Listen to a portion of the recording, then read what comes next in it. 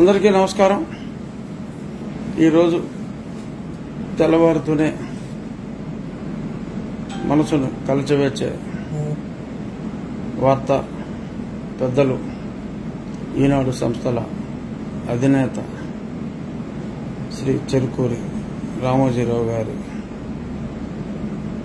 మహాభినిష్క్రమణం. నేనైతే ఆయనది మహాభినిష్క్రమణమే అని పిలుస్తా. ఏమిటి మహాభినిష్క్రమణం అంటే, జనరల్గా శ్రీకృష్ణుడు చనిపోయినప్పుడు మహాభినిష్క్రమణం అన్నారు.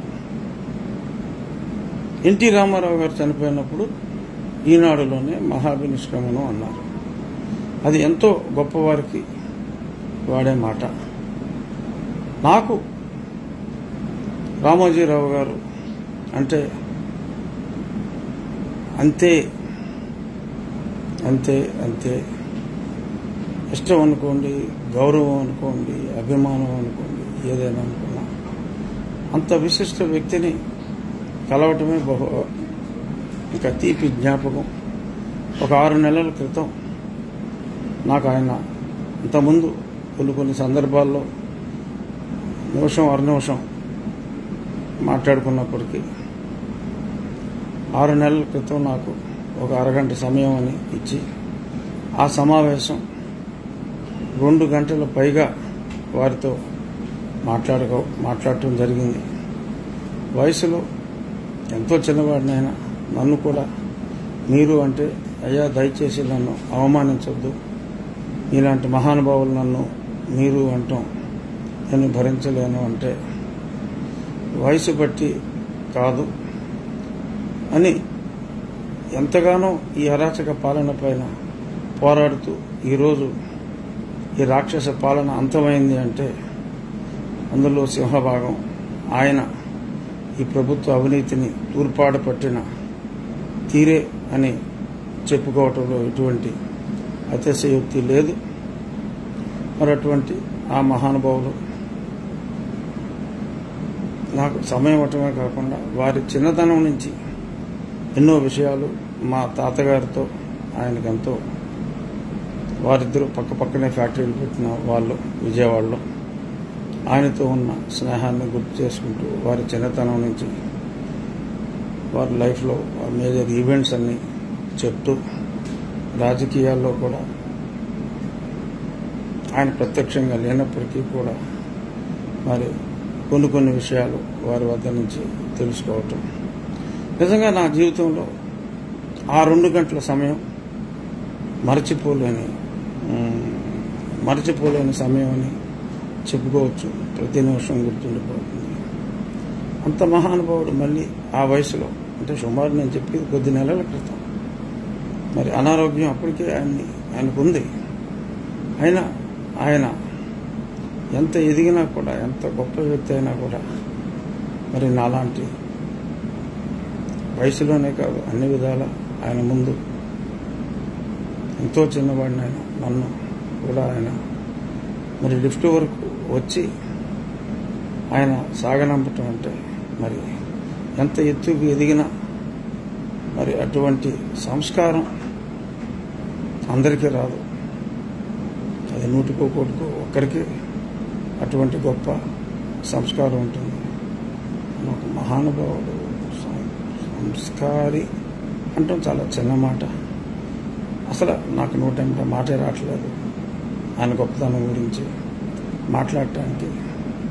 వారిని కలిసినప్పుడు మరి ఆయన ఒకటే పట్టుదల, ఈ రాష్ట్రానికి ఈ పట్టిన పీడ వదిలించాలి రాజుగారు, అదే పనిలో నేనున్నాను, అన్యాయం జరుగుతుంది, తెలుగు ప్రజలు దారుణంగా మోసపోయారు, వారికి విషయాలన్నీ చెప్పాలి అని చెప్పి ఆయన ఈ క్షణం కోసమే ఎదురు చూసి, మరి ఆ రోజు రిజల్ట్స్ వచ్చిన తర్వాత ఇంకా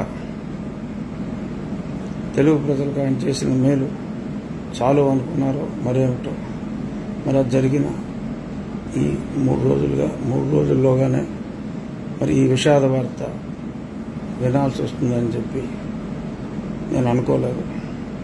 ఎంతో కక్ష కట్టింది ఈ జగన్ ప్రభుత్వం, ఎన్నో అన్యాయాలు చేసింది.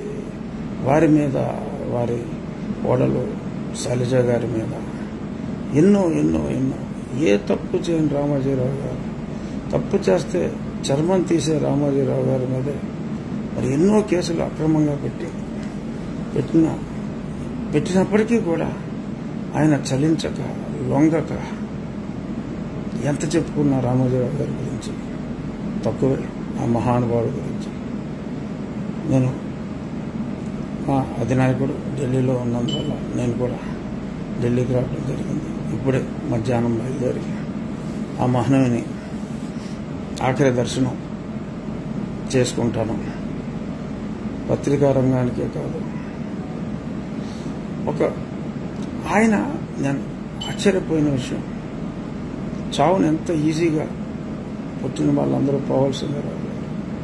రామోజీ ఫిలిం సిటీలో ఆయన ఒక ప్రాంతాన్ని ఎప్పుడో ఎన్నో సంవత్సరాల క్రితమే ఎంపిక చేసి మరి ఆయన సమాధి ఎక్కడ ఉండాలి అనేది కూడా మరి బ్రతుకుండగా మనకు చావంటే భయం. ఆ చావుని గుర్తు చేసుకోం మనం ఎవరం.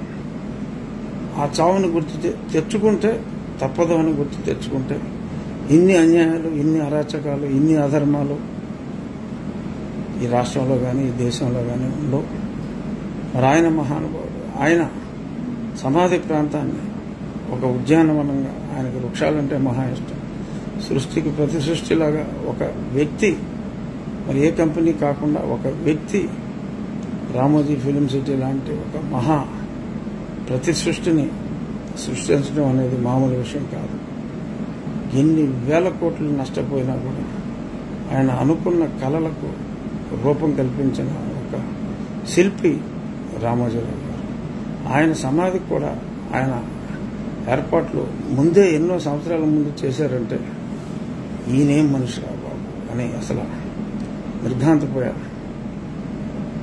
అటువంటి మహానుభావుడు ఈరోజు భౌతికంగా ఇక్కడ లేనప్పటికీ తప్పకుండా నాలాంటి ఎందరో లక్షలాది అభిమానుల గుండెల్లో శాశ్వతంగా ఉంటారు.